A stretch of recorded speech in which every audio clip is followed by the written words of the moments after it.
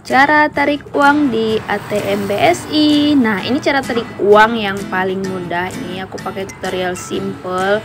Ini aku videonya udah malam ya teman-teman. Nah, ini di ATM BSI-nya. Ini nominal 50.000 ya, pecahannya itu 50.000. Nah, ini kalau kita memasukkan kartu ATM kan ada contohnya nih, kita samakan aja. Berarti yang kuning sebelah bawah dan yang hijau tuh di sudut kanan atas. Tinggal kita masukkan aja, nanti akan ditarik sendiri.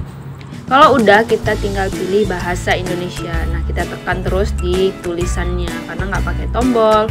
Nah, ini teman-teman isi pin password atau sandi atau apalah kode gitu yang teman-teman masukin, itu 6 digit. Nah, kalau udah langsung diarahkan ke menu ini. Kalau nggak ada, kita pilih menu utama. Nah, di sini kita pilih tarik tunai. Nah, tarik tunai kita tekan, kemudian apakah menginginkan struk? Kalau iya, kita tekan iya.